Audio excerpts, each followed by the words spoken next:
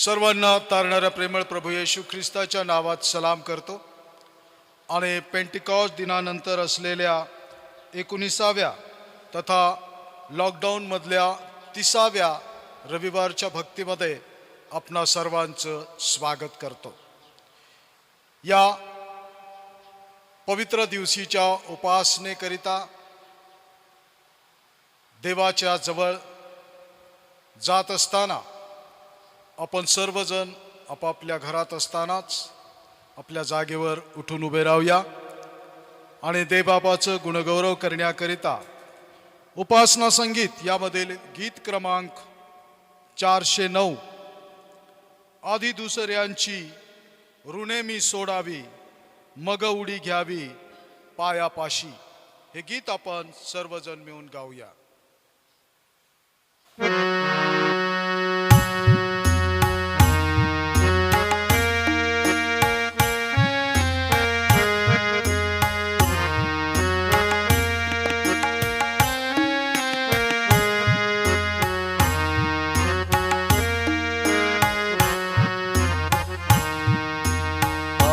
दुसऱ्यांची ऋणे मी सोडावी आधी दुसऱ्यांची ऋणे मी सोडावी मग उडी घ्यावी पायापाशी मग उडी घ्यावी पायापाशी आधी दुसऱ्यांची ऋणे मी सोडावी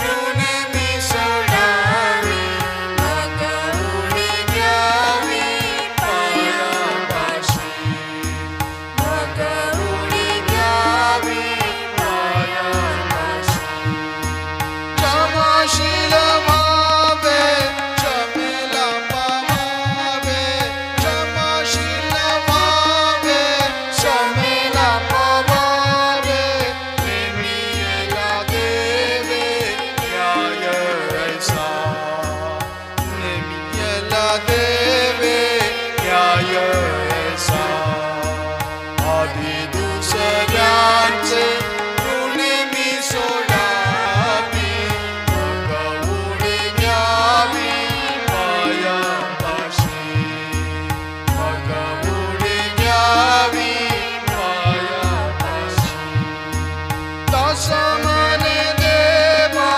ऋणे सोडायला तसमने देवा ऋणे सोडायला आधी तू मजला सिद्ध करी आधी तू मजला सिद्ध करी आधी दुसऱ्यांची ऋणे मी सोडावी आधी दुसऱ्यांची ऋणे मी सोडावी मग उडी घ्यावी पायापाशी मग उडी घ्यावी पायापाशी मग उडी घ्यावी पायापाशी।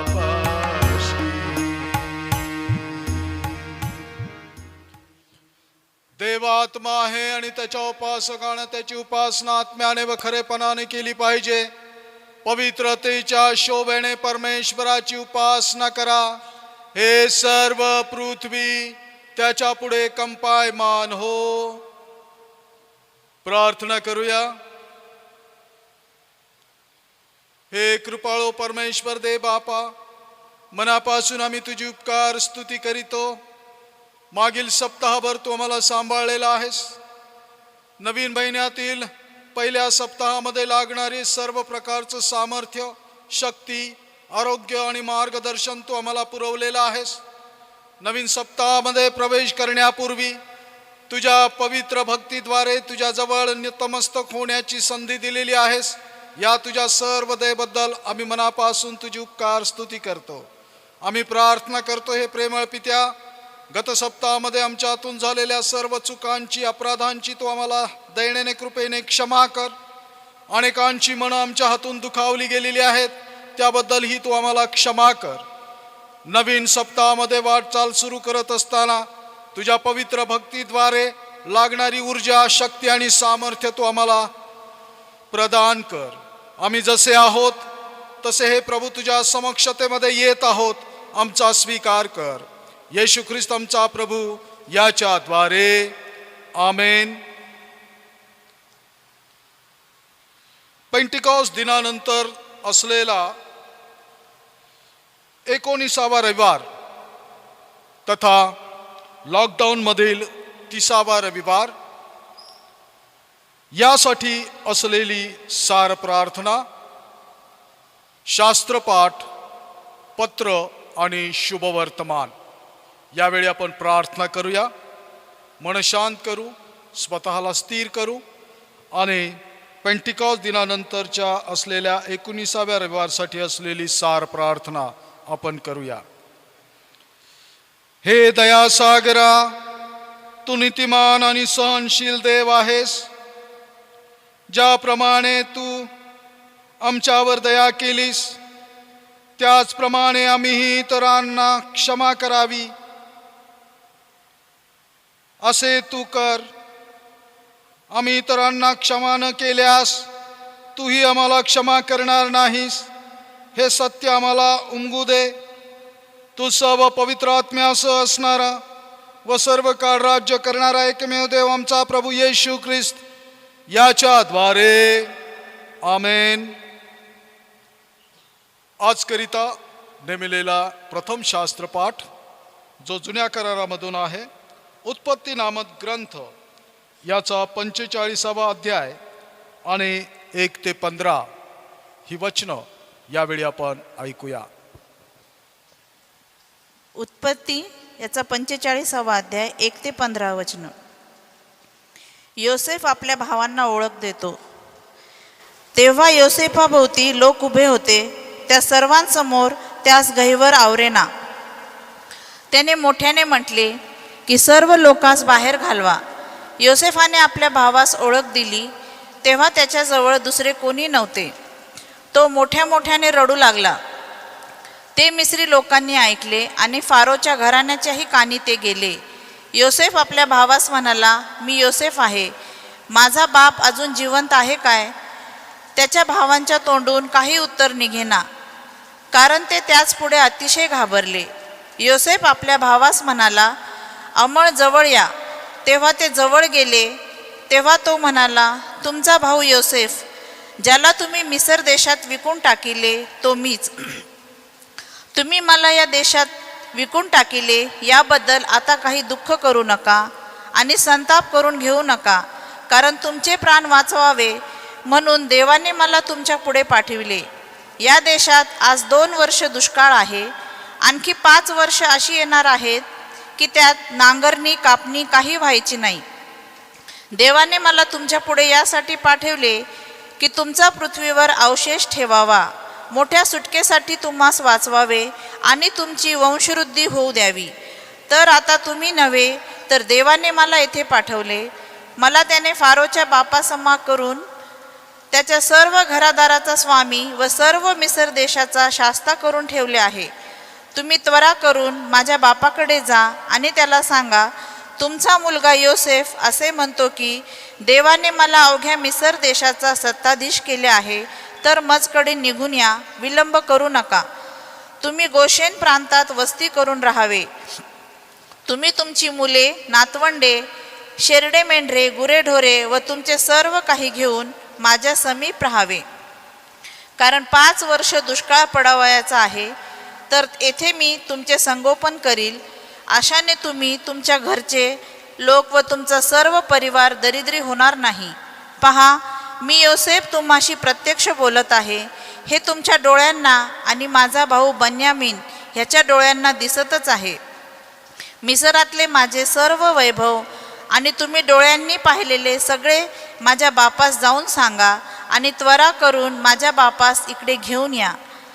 तो आपला भाऊ बन्यामीन याच्या गळ्यात गळा घालून रडला आणि बन्यामीनही त्याच्या गळ्यात गळा घालून रडला आणि सर्व भावांचे मुके घेऊन त्यांच्या गळा पडून तो रडला. यानंतर त्याचे भाऊ त्याच्याबरोबर बोलत बसले. येथे नेमलेला पहिला शास्त्रपाठ समाप्त होतो. त्याचप्रमाणे आजच्या मननाकरिता असलेला नव्या करारातील द्वितीय शास्त्रपाठ पत्र रूपानं आपण ऐकूया. नव्या करारातील द्वितीय शास्त्रपाठ करिंथकरास दुसरे पत्र पहिला अध्याय 23व्या वचनापासून दुसऱ्या अध्यायाच्या 11व्या वचनापर्यंत. पौलाचे करंथीकरास दुसरे पत्र याचा पहिला अध्याय 23वं वचन ते दुसऱ्या अध्यायाच्या 11व्या वचनापर्यंत आपण वाचूया. देवाला साक्षी ठेवून मी आपल्या जीवाची शपथ घेऊन सांगतो की मी करिंथास येणे रहित केले, ह्यात तुमची गय केली आणि तुमच्या विश्वासावर सत्ता गाजवतो असे नाही, तर तुमच्या आनंदात सहाय्यकारी आहो. तुमची स्थिती आहे ती विश्वासाने आहे. मी आपल्या मनात निश्चय केला होता की दुःख देण्यास तुम्हाकडे पुन्हा येऊ नये, कारण जर मी तुम्हास दुःख देऊ लागलो तर माझ्यापासून ज्याला दुःख होते त्याच्याशिवाय मला आनंद देणारा कोण आहे. तुम्हास मी हेच लिहिले होते ह्यासाठी की मी आल्यावर ज्यांच्यापासून मला आनंद व्हायचा त्यांच्यापासून मला दुःख होऊ नये. मला तुम्हा सर्वांविषयी असा भरोसा आहे की माझा आनंद तो तुम्हा सर्वांचा आनंद आहे. मी फार संकटात व मनस्तापात असताना अश्रू गाळीत तुम्हास लिहिले होते. तुम्ही दुःखी व्हावे म्हणून नव्हे, तर तुम्हावर माझी जी विशेष प्रीती आहे ती तुम्हास कळून यावी म्हणून लिहिले. पश्चाताप केलेल्यास क्षमा करणे.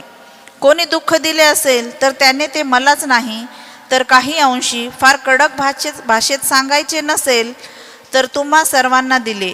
अशा मनुष्याला बहुमताने दिलेली ती शिक्षा पुरे. म्हणून तुम्ही त्याला क्षमा करून त्याचे सांत्वन करावे, नाहीतर तो दुःख सागरात बुडून जावायचा. म्हणून मी तुम्हाला विनंती करीतो की त्याच्यावर तुमची प्रीती आहे अशी त्याची खात्री करून द्या. हे मी जे लिहिले त्यात माझा आणखी एक हेतू होता, तो असा की तुम्ही सर्व बाबतीत आज्ञापालन करिता की नाही ह्याचे मला प्रमाण पटावे. ज्या कोणाला तुम्ही एखाद्या गोष्टीची क्षमा करिता त्याला त्याबाबत मीही क्षमा करीतो.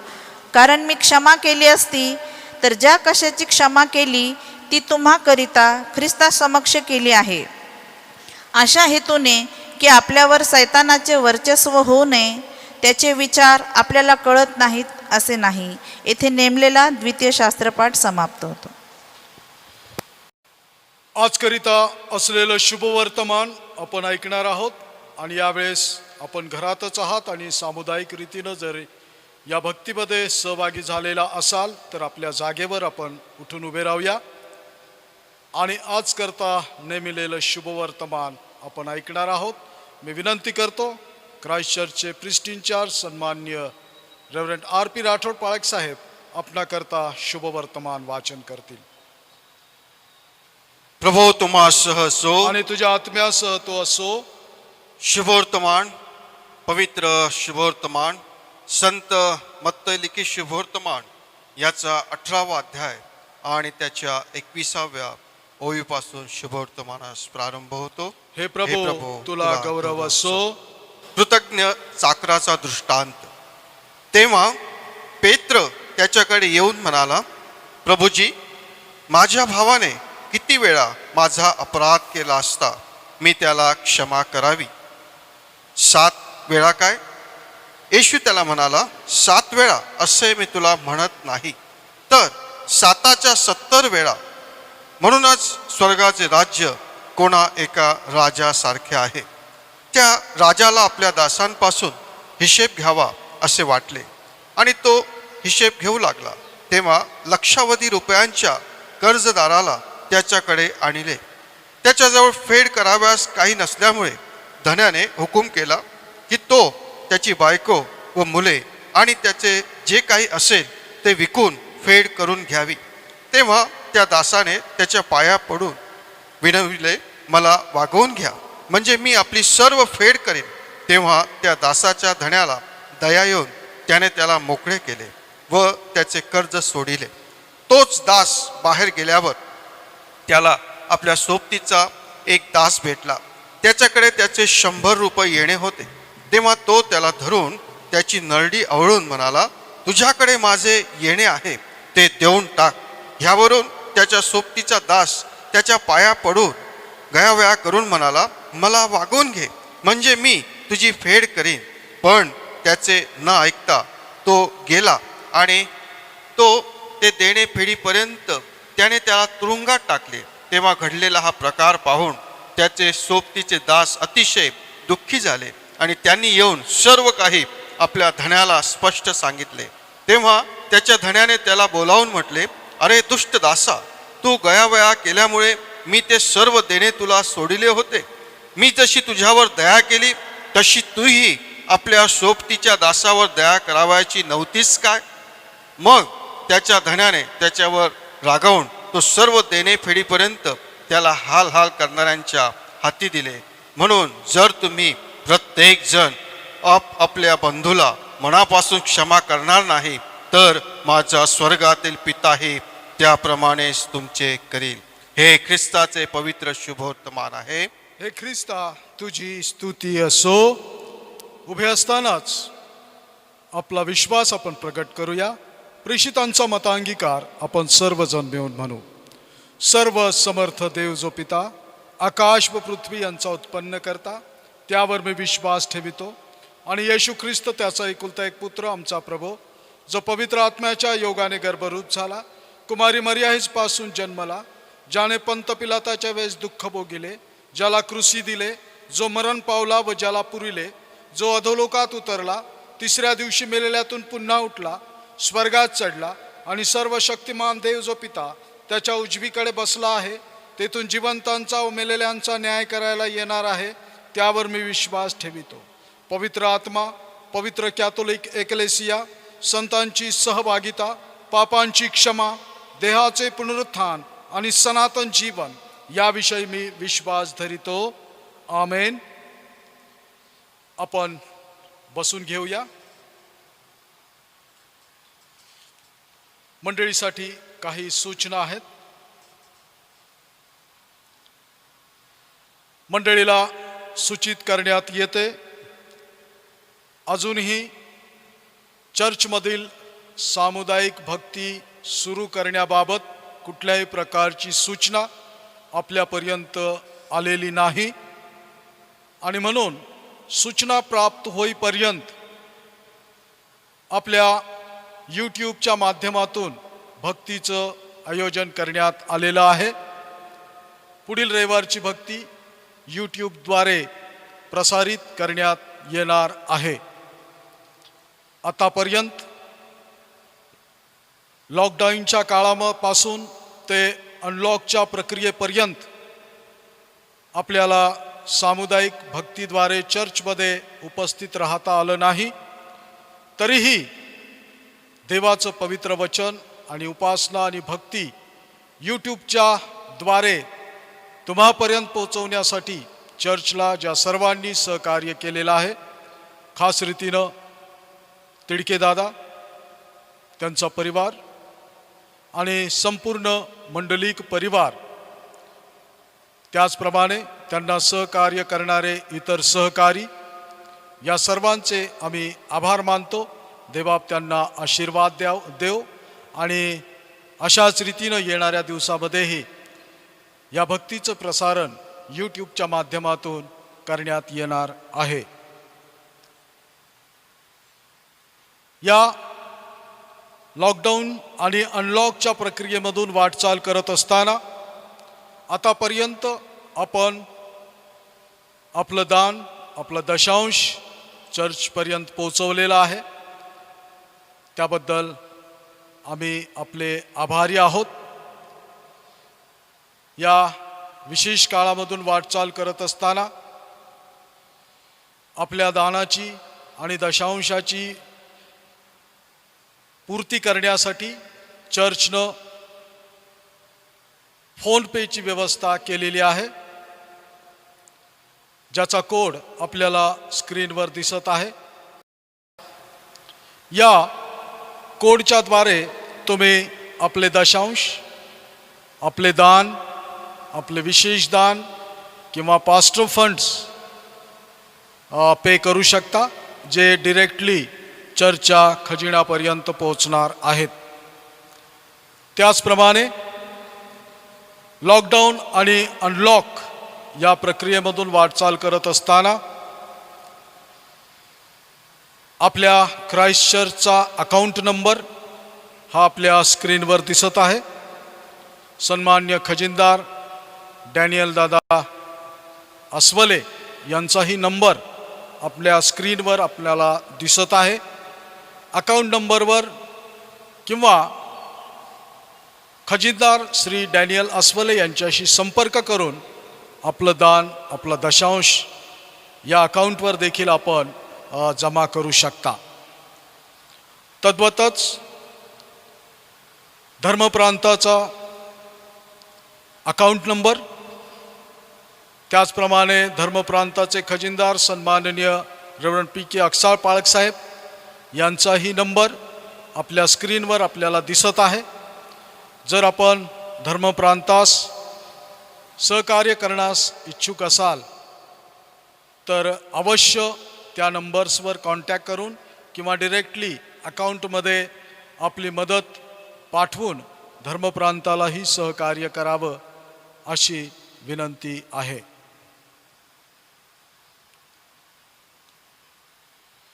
आपल्यामधून जे आजारी आहेत त्यांची नावं आपल्या स्क्रीनवर आपल्याला दिसत आहेत.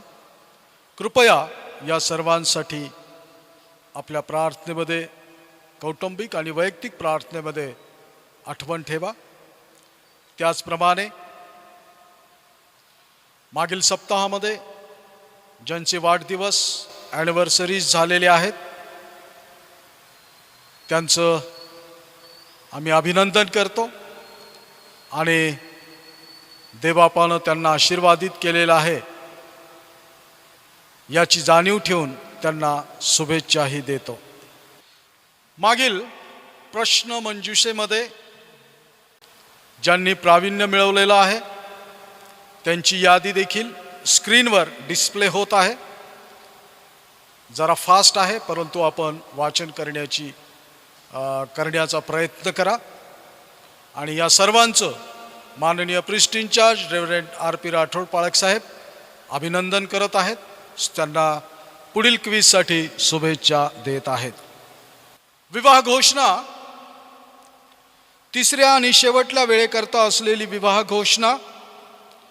कुमार प्रशांत सॅम्युअल अर्नाजलम, राहणार शांतीपुरा औरंगाबाद, आणि कुमारी सोनम राजेश पवार, राहणार अहमदनगर, या जनांची विवाह घोषणा करीतो. या जनांनी या पवित्र विवाहानं संयुक्त न होण्याचं योग्य कारण, अडथळा अथवा प्रत्यवाय आपणापैकी कुणास ठाऊक असल्यास तो बोलून दाखवावा. यांच्या विवाह घोषणेची ही तिसरी म्हणजे शेवटली वेळ आहे. त्याचप्रमाणे पहिल्या वेळेसाठी असलेली विवाह घोषणा. कुमार अमन अय्यूब पटेल, राहणार जयसिंगपुरा औरंगाबाद, आणि कुमारी राहेल निलेश बत्तीसे, राहणार भीमनगर भावसिंगपुरा आमेन चौक औरंगाबाद. तसेच कुमार शलमोन संजय गायकवाड, राहणार मिशन कंपाऊंड औरंगाबाद, व कुमारी सायली राजेंद्र आठवले, राहणार पडेगाव औरंगाबाद, या जनांच्या विवाह घोषणा करीतो. या जनांनी या विवाहानं संयुक्त न होण्याचं योग्य कारण, अडथळा अथवा प्रत्यवाय आपणापैकी कुणास ठाऊक असल्यास बोलून दाखवावा. यांच्या विवाह घोषणेची ही पहिली वेळ आहे.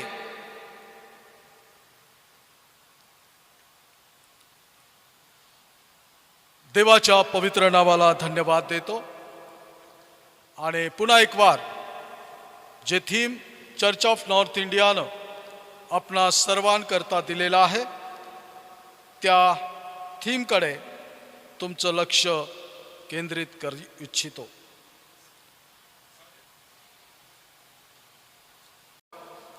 आणि थीमकडे वळण्यापूर्वी मी विनंती करतो आपल्या चर्चचे क्वायर लीडर सन्माननीय विजय श्रीसुंदर, आमचे दादू मामा आणि त्यांचे सहकारी यावेळेस एक विशेष गीत सादर करतील.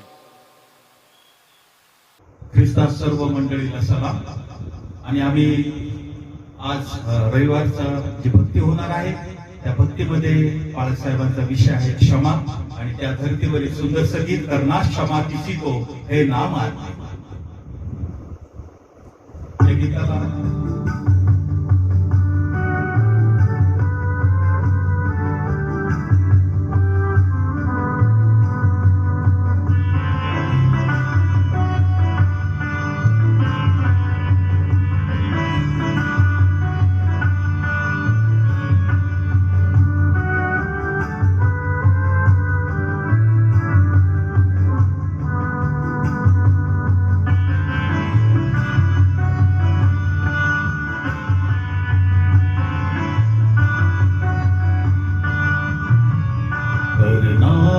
क्षमा किसी को है नाम आदमी का, इससे बड़ा नहीं है कुछ काम जिंदगी का.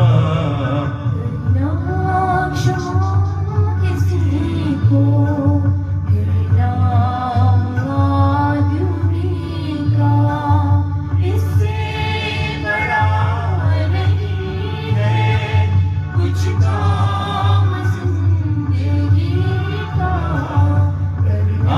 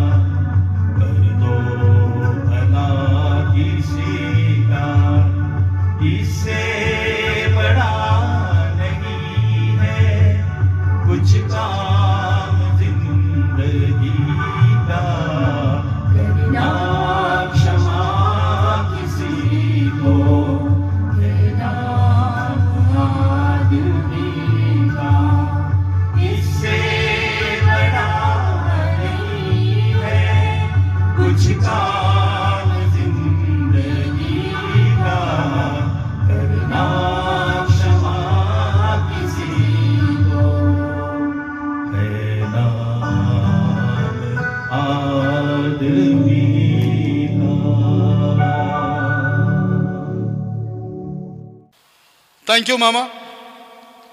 सुंदरशा गीताबद्दल आम्ही आपले आभारी आहोत. याच गीताभोवती चर्च ऑफ नॉर्थ इंडियानं या सप्ताहाकरिता आपल्याला थीम दिलेला आहे आणि ते थीम आहे, ज्यांच्या अंगी क्षमाशीलता नाही त्यांनी देव त्यांच्या पापांची क्षमा करील अशी अपेक्षा का करावी. ज्यांच्या अंगी क्षमाशीलता नाही त्यांनी देव त्यांच्या पापांची क्षमा करेन अशी अपेक्षा का करावी. थीम समजवून घेण्यासाठी पुन्हा एक वार आपली मनं शांत करू, स्वतःला स्थिर करू, देवापुढे नतमस्तक हो, आपल्या माना खाली लावू, डोळे बंद करू, प्रार्थना करू. कृपाळू परमेश्वर देव बापा, मनापासून तुझी उपकार स्तुती करतो. तुझ्या पवित्र वचनाद्वारे तू आमच्याशी बोलणार आहेस. हे पित्या, आम्ही अशक्त आहोत, दुबळे आहोत. तुझं पवित्र वचन समजून घेण्याची कुवत आमच्यात नाही. परंतु हे प्रभो, आम्ही प्रार्थना आणि विनंती करतो की हे थीम तुझं पवित्र वचन समजून घेण्यासाठी आम्हा सर्वांना तुझ्या पवित्र आत्म्याचं सामर्थ्य दे. मज दीन पापावर, दीन पामरावर तुझी दयादृष्टी आणि कृपादृष्टी कर. लागणारे शब्द आणि विचार तू मला दे. आणि हे कृपाळू परमेश्वर दे बापा, तुझ्या पवित्र लोकांपर्यंत तुझं हे वचन पोहोचवण्यास तू मला सहाय्य कर. येशू ख्रिस्त आमचा प्रभू याच्याद्वारे आमेन. प्रियजन हो, क्षमा हा आजचा असलेला मुख्य विषय आहे. क्षमा हे अखिल मानव जातीला देवानं दिलेलं सामर्थ्य आहे. क्षमा हा दैवी गुणधर्म आहे. क्षमेमध्ये मानवाच्या जीवनाचं जणू काही सार्थ दडलेलं आहे. आणि याच क्षमेच्या भोवती असलेले शास्त्रपाठ आपण ऐकलेले आहेत.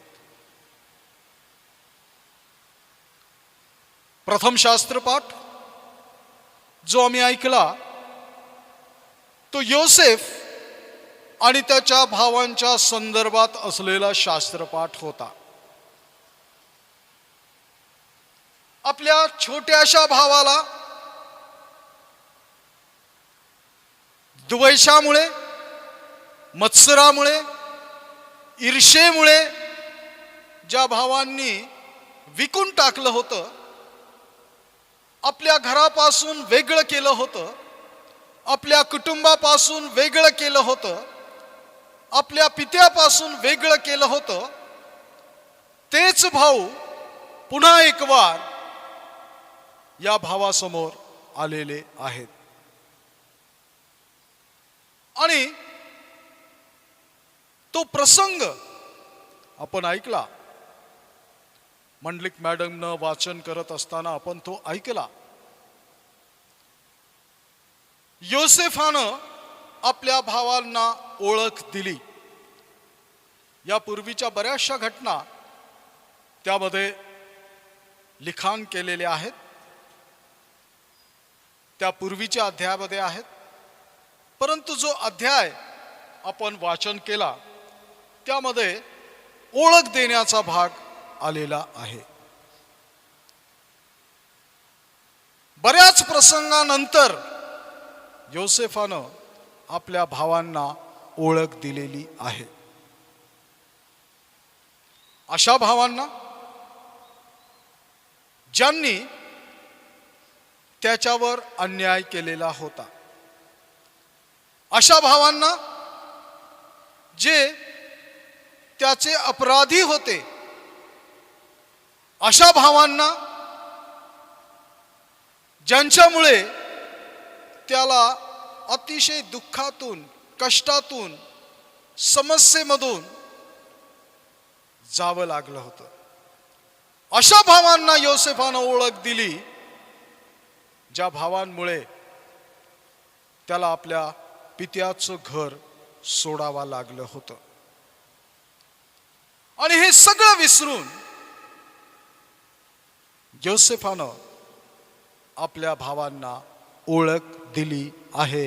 अर्थात आपल्या भावांनी आपल्या विरोधात केलेल्या सर्व अपराधांची त्यांना क्षमा केली आहे.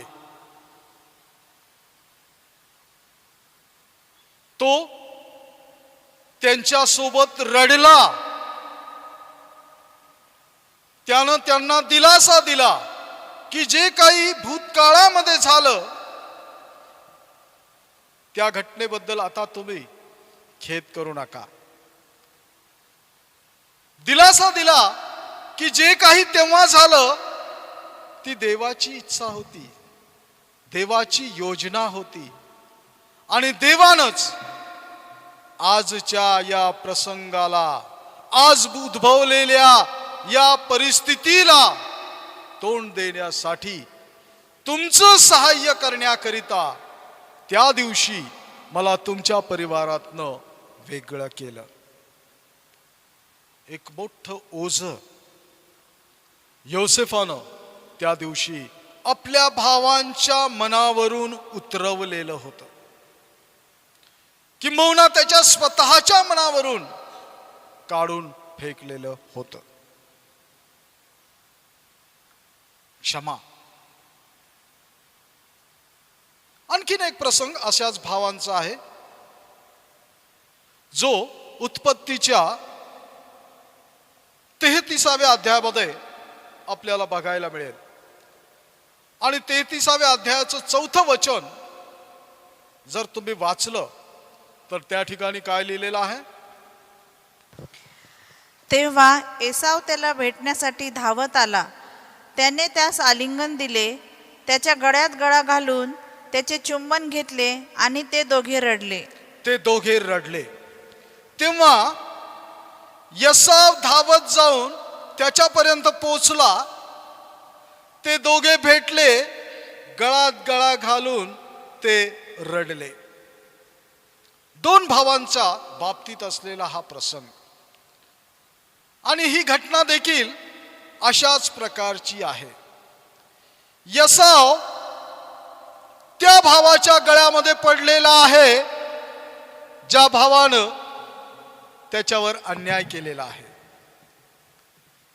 एसाव त्या भावाच्या गळ्यात पडून रडलेला आहे ज्या भावामुळे त्याला स्वतःचं सर्वस्व गमवावं लागलं होतं.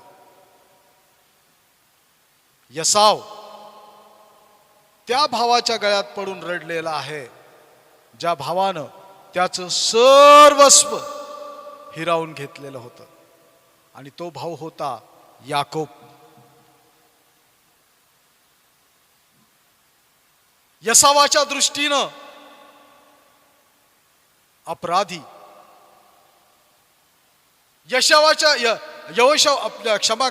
एसावाच्या दृष्टीनं त्याच्यावर अन्याय करणारा, त्याच्यापासून सर्वस्व हिरावून घेणारा असा भाऊ ज्यावेळेस समोर आला, त्यावेळेस एसावाच्या मनात असलेली ईर्ष्या, द्वेष, राग, क्रोध हा क्षणात संपला. आणि त्यानं धावत जाऊन आपल्या त्या भावाच्या गळ्यात गळा घातला ज्यानं त्याच्यावर अन्याय केलेला होता, ज्यानं त्याच्या विरोधात अपराध केलेला होता, ज्यानं त्याचं सर्वस्व हिरावून घेतलेलं होतं.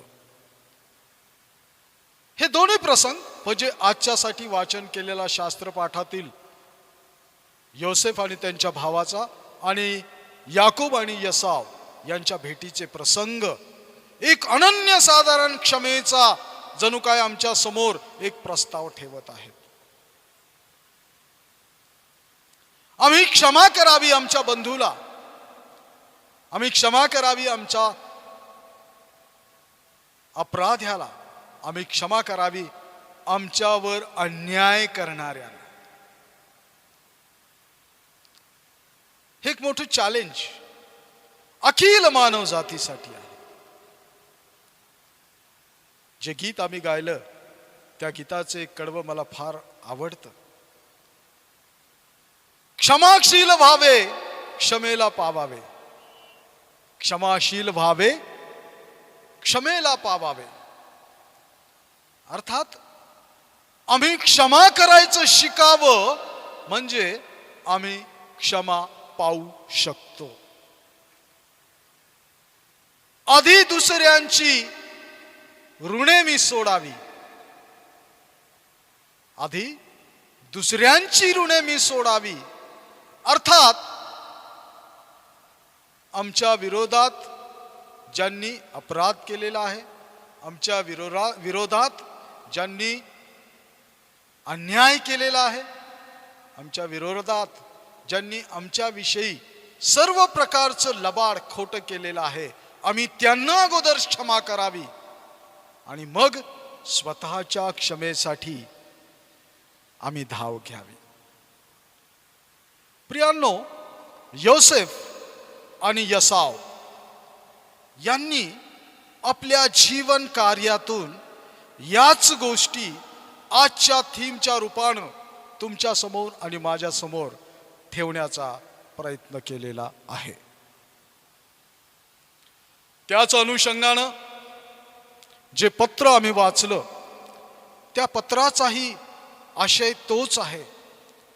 तुम्ही बारकाईनं त्या पत्राकडे पाहिलं तर करिंथ येथील मंडळीच्या बाबतीत संत पावलाची हीच इच्छा आहे की करिंथ येथील मंडळीनं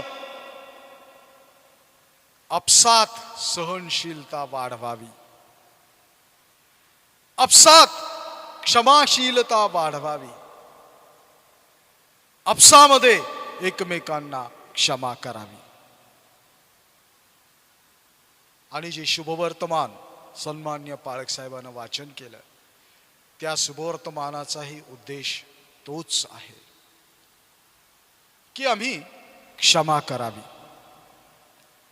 आम्ही एकमेकांना अर्थात आपल्या अपराध्याला, अन्याय करणाऱ्यांना आम्ही क्षमा करावी. हे मोठं सामर्थ्य आहे. मी सुरुवातीलाच म्हणालो क्षमा करणं एक मोठं सामर्थ्य आहे. हे देवाचं सामर्थ्य आहे, कारण तो देवाचा गुण आहे क्षमा करणे. आणि देवानं ते एक सामर्थ्य तुम्हाला आणि मला दिलेलं आहे, क्षमेचं सामर्थ्य. ते सामर्थ्य आम्ही कशा रीतीनं वापरत आहोत त्याच्याबद्दल देखील जाब विचारला जाणार आहे. हेही शुभवर्तमानामध्ये येशू ख्रिस्तानं नमूद करून ठेवलेलं आहे. एक प्रसंग आला एका राज्याच्या राजासमोर आणि वाद होता दोन मित्रांचा. एका मित्रानं दुसऱ्या मित्राच्या विरोधात फिर्याद केलेली होती, राजाकडे दाद मागितलेली होती आणि ती खोटी फिर्याद आहे असं असतानाही त्यानं जबरदस्तीने लबाडीला आणखीन जास्त प्रबळ करून राजासमोर ठेवलेलं होतं. आणि मग अशा परिस्थितीमध्ये न्याय करण्याचं सामर्थ्य त्या राजानं दोघांनाही दिलं. दोघांनाही त्यांनी एक एक पिस्तूल दिली आणि त्यांना सांगितलं की तुम्हा दोघांनाच न्याय करायचा आहे, न्याय करण्याचं जे माझं सामर्थ्य आहे ते मी आता तुम्हाला देतो.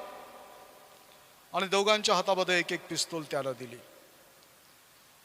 जो फिर्यादी होता, ज्यानं खोटी तक्रार दिलेली होती, त्याला प्रथम चान्स राजानं दिला आणि त्याला सांगितलं की तुला 3 चान्स आहेत, 3 चान्स मध्ये या समोरच्याला तुला गोळी घालून मारून टाकायचं आहे. त्याबद्दल ना तुला शासन होणार आहे ना तुला कसला दंड होणार आहे, कारण माझं सामर्थ्य मी तुला दिलेलं आहे. आणि त्यानं नेम धरला. पहिला नेम धरला, चुकला. दुसऱ्यांदा नेम धरला, चुकला. आणि तिसऱ्यांदा त्यानं अचूक नेम धरला. अगदी त्याच्या दोन्ही डोळ्यांच्या मधोमध त्यानं निशाणा धरला आणि क्षणात त्यानं गोळी झाडली आणि तो नेम सुद्धा चुकला. निराश झाला. 3 संधी त्या राजानं त्याला दिल्या होत्या आणि त्या तिन्ही संधीचा त्याला लाभ घेता आला नाही. आणि मग राजानं सांगितलं दुसऱ्या त्या ठिकाणी असलेल्या त्याच्या मित्राला, आणि तुला ही 3 संधी आहेत, तुला आता त्या संधींचा वापर करायचा आहे. आणि त्याला संधी देत असताना मात्र त्याला सांगितलं की बघ, तो चुकला आहे, तू मात्र चुकू नको. आणि त्या मित्रानं नेम धरला. खूप निशाणबाज होता तो. नेम धरला आणि पुन्हा बंदूक खाली केली आणि ती खाली ठेवून दिली आणि त्या राजासमोर हात जोडले. एका क्षणात राजानं निर्णय दिला की हा निरपराधी आहे. आणि त्या दुसऱ्याला म्हटलं की मी तुला माझं सामर्थ्य दिलं आणि तू त्याचा गैरउपयोग केला. तेच सामर्थ्य मी याला दिलं आणि यानं त्याचा सदुपयोग केलेला आहे. आणि माझ्या सामर्थ्याचा सदुपयोग करणारा हा कधीही दोषी राहू शकत नाही. जरी तू त्याला दोष लावलेले आहे तरी मी त्याला क्षमा करेन. आणि त्या दिवशी एक मोठं उदाहरण संपूर्ण राज्यासाठी त्या दरबारामध्ये प्रस्थापित झालं. उदाहरण याच्यासाठी सांगितलं की मी म्हणालो की क्षमा आहे देवानं त्याच सामर्थ्य आम्हाला दिलेलं आहे. ते सामर्थ्य आम्ही कितीदा वापरतो. त्या पहिल्या माणसाप्रमाणे ते सामर्थ्य आम्ही वापरतो केवळ इतरांना दोष देण्यासाठी, इतरांना शाप देण्यासाठी, इतरांना दंडित करण्यासाठी, इतरांना फजित करण्यासाठी, इतरांना खाली पाडण्यासाठी आम्ही ते सामर्थ्य वापरत आहोत की अपराध करणाऱ्यांना पूर्ववत करण्यासाठी आम्ही ते सामर्थ्य वापरत आहोत. प्रियजन हो, 2 कर्जबाजारी व्यक्तींचा दाखला प्रभू येशू ख्रिस्तानं दिला. पहिला कर्जदार, करोडो रुपयाचं कर्ज त्याच्यावर होतं, लक्षावधी. त्यानं दयावया केली, गयावया केली, याचना केली, प्रार्थना केली आणि त्याच्या त्या मालकानं त्याला त्या कर्जातून मुक्त केलं. करोडो रुपयाचं कर्ज मुक्त झालेला हा दास जेव्हा बाहेर पडला आणि केवळ 100 रुपये त्याच्या स्वतःच ऋण असलेला एक जण त्याच्या दृष्टीस पडला आणि अतिशय वाईट व्यवहार त्याच्याशी त्याला केला आणि 100 रुपयासाठी त्यानं त्याच्यावर दावा ठोकला आणि त्याला शासन दरबारी शिक्षा व्हावी अशी याचना केली. आणि जेव्हा त्या राजाला कळलं की ज्या माझ्या दासाला मी करोडो लाखो रुपये माफ केलेले आहेत, तो माझा दास त्याच्या एका कमकुवत भावाबरोबर असा वागतो आहे, त्यानं त्याला बोलवून घेतलं आणि स्वतःचं जे काही ऋण त्याच्यावर होतं ते संपूर्ण फेडेपर्यंत त्याला दंड केला आणि त्याचं होतं नव्हतं ते सर्व विकून त्याच्याकडनं परतफेड करून घेण्याचा निश्चय केला. आणि पुढे प्रभू येशू ख्रिस्तानं सांगितलं की तुम्ही जर एकमेकांना क्षमा करणार नाही तर माझा स्वर्गीय पिताही तुम्हाला क्षमा करणार नाही. क्षमा हे आमचं आत्मिकच नाही, परंतु शारीरिक आरोग्य देणारं एक शस्त्र आहे प्रियांनो. आमचा अपमान करणारा, आमची निंदा करणारा, आमच्यावर अन्याय करणारा, तुम्ही बघा बारकाईनं, त्यांच्यावर कोणताच परिणाम होत नाही. कोणताच परिणाम त्यांच्यावर होत नाही. परंतु जर त्यांनी केलेला अपमान, त्यांनी केलेली निंदा, त्यांनी केलेला अन्याय आम्ही आठवत बसलो, ते जर आमच्या मनामध्ये ते सल बाळगत राहिलो, तर त्याचा परिणाम त्यांच्यावर नव्हे आमच्यावर होत असतो. आमचं शरीर, आमचं मन हे त्यामुळे खिन्न होत असतं. आणि खिन्न झालेल्या हृदयामुळे अनेक आजार आम्हाला झडत असतात. तुम्हाला माहिती आहे का, जगातलं सर्वोत्कृष्ट औषध काय आहे? माहिती आहे काय आहे? सध्या आम्ही अशा वॅक्सिनची वाट बघत आहोत जे आम्हाला या कोरोनापासून मुक्त करणार आहे. परंतु बायबल आम्हाला सांगतं सर्वोत्कृष्ट औषधाबद्दल, जे नीतिसूत्रकारानं 17व्या अध्यायाच्या 22व्या वचनामध्ये नमूद करून ठेवलेलं आहे. आणि ते जगातलं सर्वात मौल्यवान औषध आहे. काय आहे ते? आनंदी हृदय हे उत्कृष्ट औषध होय. आनंदी हृदय हे सर्वोत्कृष्ट औषध आहे. काय आहे? पुन्हा वाचा. आनंदी हृदय हे उत्कृष्ट औषध होय. हा, खिन्न हृदय हाडे शुष्क करीते. खिन्न हृदय हाडे शुष्क करते. प्रियांनो, आमच्यावर होणारा अन्याय, आमच्यावर होणारा अत्याचार, आमची होणारी निंदा, आमची होणारी अप्रतिष्ठा, आमच्यावर रचले जाणारे खोटे घाणेरडे आरोप, हे जर आम्ही आमच्या मनामध्ये बाळगले तर आमच्या शरीरावर त्यांचा परिणाम होतो. कारण या सर्व खलबतामुळे आमचं मन खिन्न होतं. आणि मन खिन्न जर असेल तर आम्ही ऐकलं की ते हाडे काय करतं? शुष्क करतं. आनंदी हृदय सर्वोत्कृष्ट औषध आहे. खिन्न हृदय किंवा खिन्न मन हाड शुष्क करते. आणि आनंदी हृदय राहण्यासाठी क्षमा हे सर्वोत्कृष्ट असं शस्त्र आहे. जर आम्ही क्षमा केली तर कुणाबद्दल द्वेष, मत्सर, कलह आमच्या मनामध्ये राहणार नाही. आणि जर आमच्या मनामध्ये कलह, मत्सर, द्वेष या गोष्टी, या भावना नाहीत, तर क्रोध आमच्यामध्ये येणार नाही. आणि क्रोध जर आमच्यामध्ये नाही तर आमचं जीवन सुखी झाल्याशिवाय राहणार नाही.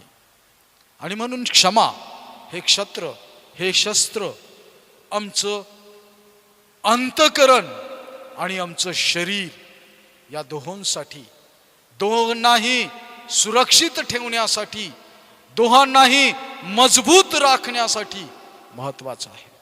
आणि म्हणून आजच निश्चय करूया, आमच्या विरोधात ज्या सर्वांनी अपराध केलेले आहेत, आमची निंदा केलेली आहे, आमची नालस्ती केलेली आहे, आमच्याबद्दल अपशब्द वापरलेले आहेत, आम्हाला खाली दाखवण्याचा प्रयत्न केलेला आहे, त्या सर्वांना आज आम्ही आमच्या मनातून क्षमा करूया. आनंदी हृदय आपण प्राप्त करून घेऊया. आणि आनंदी हृदय हेच सर्वोत्कृष्ट औषध आहे. आनंदी हृदय हेच सर्वोत्कृष्ट औषध आहे, जे आमच्या आत्म्याला आणि आमच्या शरीराला मजबूती देणार आहे. आणि आनंदी हृदय ठेवण्याची एकच उत्तम अशी किल्ली आहे क्षमा. फार सुंदर गीत आपण ऐकलं, करना क्षमा किसी को है नाम जिंदगी का. करना क्षमा किसी को है नाम जिंदगी का. फार सुंदर गाणं त्या ठिकाणी दादूमामा श्री सुंदर यांनी गायलेलं आहे. त्याप्रमाणे त्या गीताप्रमाणे आमचं जीवन क्षमाशील बनवूया. क्षमेचं जे मोठं सामर्थ्य येशूनं तुम्हाला आणि मला दिलेलं आहे. तुम्ही बघा येशूचं जीवन. वधस्तंभावर असताना त्यानं त्याच्या विरोधात गेलेल्या सर्वांना क्षमा केली. त्याच्या पित्याकडे याचना केली. स्तेफनाचा प्रसंग प्रेषितांच्या कृत्याच्या 7व्या अध्यायामध्ये तुम्ही वाचन कराल तर त्याच्यावर दगडमार होत असताना स्तेफनानं आपल्या पित्याकडे हीच प्रार्थना केली की माझ्या विरोधात अपराध करणाऱ्यांना हे देवा तू क्षमा कर. ग्रॅहम स्टेन ज्यांच्याबद्दल बरेच व्हिडिओ मागच्या 2 सप्ताहामध्ये प्रसारित झाले, ते देवाचे सेवक निगरून हत्येनंतर, त्या घटनेनंतर त्यांच्या मिसेसनं जे स्टेटमेंट केलं, त्या सर्व अपराध्यांना मी क्षमा करते. त्या अपराध्यांना ज्यांनी तिच्या पतीला आणि चिमुरड्यांना जाळून मारलं होतं. त्यानंतर मदर टेरेसा एक चांगलं कार्य करण्यासाठी डोनेशनच्या रूपानं मदत मागणाऱ्या त्या मदर टेरेसाच्या हातावर थुंकलं गेलं आणि अतिशय विनम्रपणे देवाची प्रीती, देवाची क्षमा त्यांनीही त्यांच्या जीवनामधून दाखवली. सर्वसाधारण मानव होते.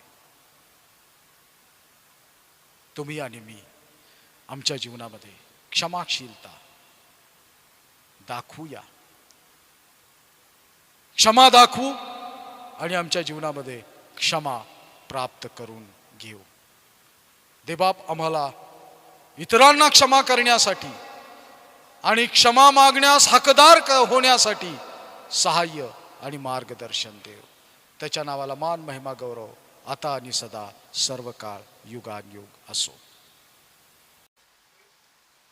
यावेळी आपण आपली दानं आदरानं सद्भयानं परमेश्वराला सादर करूया आणि देवाचे ते देवाला देत असताना उपासना संगीतामधील गीत क्रमांक 511 ख्रिस्तार्पणमस्तु अवघे ख्रिस्तार्पणमस्तु याचं पहिलं कडवं आणि शेवटलं कडवं आपण सर्वजण मिळून गाऊया.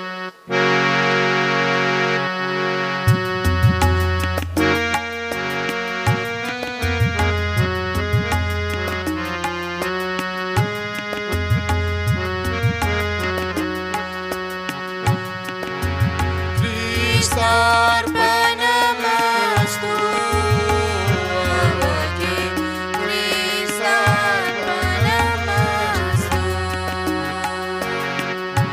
ख्रिस्तार्पणमस्तु अवघे ख्रिस्तार्पणमस्तु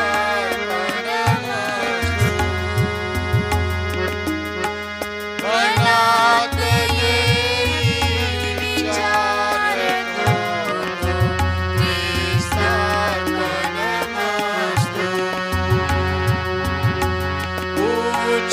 उच्चारांचा प्रमाण सगळा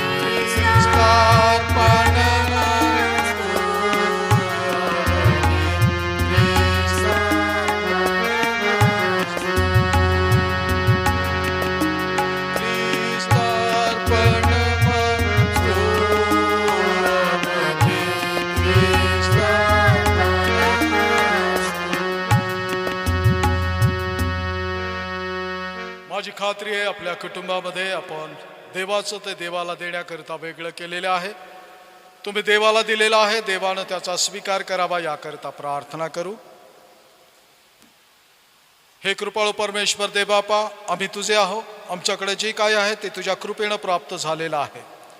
तुझ्या कृपेनं प्राप्ती झालेल्यामधून तुझ्या लेकरांनी या भक्तिप्रसंगी जे दान आपल्या कुटुंबामध्ये एकत्रित केलेलं आहे ते तुझ्या सेवेकरता आहे. त्यांनी तुझ्या सेवेकरता वेगळं केलेलं आहे. विनंती करतो त्याचा तू स्वीकार कर. एका हातानं त्यांनी दिलेला आहे, अनेक हातानं तू त्यांना दे. योग्य कार्यासाठी त्याचा उपयोग होऊ दे. येशू ख्रिस्त आमचा प्रभू याच्याद्वारे आमेन. मध्यस्थीची प्रार्थना यावेळेस आपण करणार आहोत. बसून घेऊया. अखिल विश्वाला आज मध्यस्थीची आवश्यकता आहे आणि या सर्व मध्यस्थ्या आपण आपल्या जिवंत परमेश्वरासमोर मांडूया. प्रार्थना करू. हे कृपाळू जिवंत देवबापा, अखिल विश्वासाठी मध्यस्थी आणि प्रार्थना कराव्यात असं तू आम्हाला तुझ्या प्रेषितांच्या द्वारे शिकवलेलं आहे. आम्ही मध्यस्थी करतो या भक्ती प्रसंगी अखिल विश्वासाठी, कारण अखिल विश्व कोरोनाच्या प्रभावानं प्रभावित झालेलं आहे. या कोरोना विषाणूमुळे अखिल विश्व चिंताक्रांत आहे, भयप्रद आहे. प्रेमळ पित्या, अशा परिस्थितीतून वाटचाल करत असताना मानवी गुणधर्म जे तुझ्यापासून आहेत ते अखिल मानवामध्ये वाढत राहावे असा अनुग्रह तू कर. एकमेकाबद्दल प्रेम, प्रीती, आपुलकी, क्षमाशीलता, नम्रता या तुझ्या सर्व चांगल्या गुणांनं अखिल विश्वामध्ये संचार करणाऱ्या मानव जातीला तू भर आणि याच तुझ्या गुणांच्या द्वारे आम्ही या विषाणूंचा सामना करू शकतो हा अनुभव तू प्रत्येकाला दे. या कोरोनामुळे विश्वाची जी स्थिती निर्माण झालेली आहे, मानसिकतेमध्ये, अर्थामध्ये, वित्तामध्ये, एकमेकांच्या संबंधी असलेल्या संबंधांमध्ये ही सर्व स्थिती तू बदलून टाक. आणि प्रेमळ पित्या, ज्या वॅक्सिनच्या शोधामध्ये अखिल विश्व आहे, मानवाच्या कल्याणासाठी तू निर्मित केलेल्या सायंटिस्टच्या द्वारे या विश्वाला तू ती औषधी प्रदान कर. आम्ही प्रार्थना करतो या वैश्विक संकटासाठी. हे संकट सर्व विश्वातून तू घालून टाक आणि पूर्ववत संपूर्ण विश्व पूर्वपदावर येऊ दे. आम्ही प्रार्थना करतो आमच्या भारत देशासाठी, आमच्या सर्व राज्यकर्त्यांसाठी, खास रीतीनं आमचे राष्ट्रपती, पंतप्रधान, आमचे राज्यपाल, भारत देशामध्ये असणारे सर्व स्टेट्स आणि त्या प्रत्येक स्टेटचे मुख्यमंत्री, मंत्रिमंडळ, प्रत्येक शहराचे आमदार आणि खासदार, सर्व लोकप्रतिनिधी, या सर्वांसाठी आम्ही प्रार्थना करतो. हे प्रेमळ पित्या, या संकट समयातून वाटचाल करत असताना या संकटाचा सामना करण्यास लागणारी सर्व प्रकारची उत्तम विचारधारणा तू त्यांना प्रदान कर. आमच्या भारतातून हा कोरोना नष्ट कर. आम्ही प्रार्थना करतो आमच्या महाराष्ट्रासाठी, आमचे मुख्यमंत्री, त्यांच्या आधिपत्याखाली असणारं मंत्रिमंडळ, प्रत्येक जिल्ह्याचे जिल्हा प्रमुख, जिल्हा अधिकारी, सर्व लोकप्रतिनिधी, या सर्वांवर तुझा आशीर्वाद असू दे. आम्ही प्रार्थना करतो आमच्या औरंगाबाद शहरासाठी, आमच्या शहराचा कारभार पाहणारे सर्व प्रमुख जन, या सर्वांवर तुझी कृपा दृष्टी असू दे.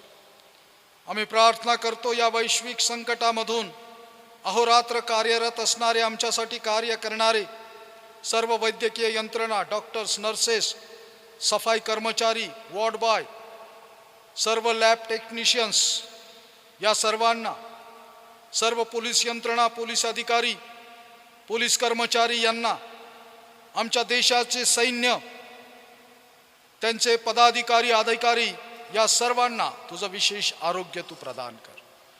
आम्ही प्रार्थना करतो विविध जाती धर्म आणि त्यांचे धर्म प्रमुख या सर्वांसाठी प्रभू सर्वांना संयमन, धैर्य आणि शक्ती दे. आम्ही प्रार्थना करतो आमचं चर्च ऑफ नॉर्थ इंडियाचे मॉडरेटर, व्हाईस मॉडरेटर, आम्ही प्रार्थना करतो CNI सिनोडची कार्यकारिणी पदाधिकारी, सर्वांना आशीर्वाद आणि आरोग्य दे. हे प्रेमळ पिते, आम्ही प्रार्थना करतो CNI अंतर्गत असणारे सर्व धर्म प्रांत आणि त्या धर्म प्रांतांचे बिशप्स आणि त्यांच्या कार्यकारिणीज आणि सर्व मंडळ्या, या सर्वांना तू आशीर्वादित कर. कोरोनाची लढण्याची शक्ती आणि प्रतिकार शक्ती प्रत्येकाला दे. आम्ही प्रार्थना करतो आमचा मराठवाडा धर्म प्रांत, आमचे बिशप साहेब सन्मान्य राईट रेव्हरंड MU कसाब, त्यांच्या पत्नी, त्यांची लेकरं, त्यांचा परिवार, या सर्वांना तुझा आशीर्वाद दे. मराठवाडा धर्म प्रांत आणि नाशिक धर्म प्रांताची धुरा वाहत असताना त्यांना सहकार्य करणाऱ्या दोन्ही धर्म प्रांताच्या कार्यकारिणीच पदाधिकारी, या सर्वांना तुझा आशीर्वाद दे. त्यांची सेवा आशीर्वादित कर. लागणारी शक्ती, सामर्थ्य, ज्ञान, बुद्धी, चातुर्य तू त्यांना दे. मराठवाडा धर्म प्रांत अंतर्गत असणाऱ्या सर्व मंडळ्या ज्या शहरी भागातून आहेत, ग्रामीण भागातून आहेत, त्या मंडळांची सेवा करणारे सर्व आचार्यगण, मिशनरीज, सुवार्थिक, इतर स्वयंसेवक, या सर्वांना तुझा आशीर्वाद दे. क्राइस्ट चर्चसाठी प्रार्थना करतो. क्राइस्ट चर्चमधून आजारी जे आहेत त्या सर्वांसाठी प्रार्थना करतो. खास रीतीनं प्रार्थना करतो डॅनियल अस्वले आणि त्यांच्या परिवारासाठी. प्रभू, या विशेष दिवसामधून वाटचाल करत असताना त्यांचं सहाय्य कर, त्यांना शक्ती आणि सामर्थ्य दे आणि प्रेमळ पित्या लागणारं सर्व प्रकारचं धैर्य तू त्यांना प्रदान कर. त्यांच्याप्रमाणे इतर जे आजारी आहेत त्या सर्व आजाऱ्यांना तुझं आरोग्य दे. हे प्रेमळ पित्या, यूट्यूबच्या माध्यमातून तुझं पवित्र वचन आणि संदेश संपूर्ण मंडळीपर्यंत पोहोचवणारे बंधू प्रशांत तिडके आणि मंडलिक परिवार, त्यातील सर्व सदस्य, या सर्वांना तुझा मोठा आणि भरपूर आशीर्वाद दे. क्राइस्ट चर्चचं महिला मंडळ, तरुण संघ, संडे स्कूल, विद्यार्थी, शिक्षक, या सर्वांवर तुझी दयादृष्टी आणि कृपादृष्टी असू दे. कृपाळू परमेश्वर दे बापा, या विशिष्ट परिस्थितीचा सामना करत असताना निराश न होता धैर्यानं आम्ही तुझ्यावर विसंबून राहावं, तुझ्या विश्वासामध्ये स्थिर आणि स्थिर राहावं, असा अनुग्रह तू आम्हा सर्वांना दे. हे कृपाळू परमेश्वर दे बापा, अतिशय नम्रतेने आम्ही प्रार्थना करतो. तुझ्या पवित्र मंदिरामध्ये येऊन तुझी उपासना करण्याची संधी तू आम्हाला लवकरात लवकर लाभू दे. सर्व प्रार्थना, विनंत्या आणि मध्यस्थ्या आमचा धन्य तारक प्रेमळ प्रभू येशू ख्रिस्त याच्या पवित्र आणि थोर नावात करतो म्हणून तू ऐक. आमेन. प्रभूनं शिकवलेली प्रार्थना आपण सर्वजण मिळून म्हणू. हे आमच्या स्वर्गातील बापा, तुझे नाम पवित्र मानिले जाओ, तुझे राज्य येऊ, जसे स्वर्गात तसे पृथ्वीवरही तुझ्या इच्छेप्रमाणे हो. आमची रोजची भाकर आज आम्हास दे, जशी आम्ही आमच्या अपराध्यांची क्षमा करतो तशी तू आमच्या अपराधांची क्षमा कर, आणि आम्हास परीक्षेत आणू नकोस, तर आम्हास वाईटापासून सोडव, कारण की राज्य, सामर्थ्य आणि गौरव ही सर्व काळ तुझीच आहेत. आमेन. आणि आता सर्व बुद्धी सामर्थ्याच्या पलीकडे असलेली देवानं दिलेली शांती तुमची अंतःकरणे मने देवाचा आणि त्याचा पुत्र आमचा प्रभू येशू ख्रिस्त याच्या ज्ञानात आणि प्रीतीत राखो. आणि सर्व समर्थ देव, पिता, पुत्र आणि पवित्र आत्मा यांचा आशीर्वाद तुम्हावर असो आणि सदा सर्वदा तुम्हा सह राहो. आमेन. सर्वांना सलाम. कोविड-19 अजूनही संपलेला नाही आणि म्हणून त्याचा सामना आम्हाला करायचाच आहे. वारंवार हात धुवा, मास्क वापरा, सोशल डिस्टन्सिंग निश्चित ठेवा, बाहेर जाण्याचं शक्यतो टाळा, स्वतःही सुरक्षित राहा आणि आपल्या कुटुंबालाही सुरक्षित ठेवा. देवबाप तुम्हाला आशीर्वाद देव. Press the bell icon on the YouTube app and never miss another update.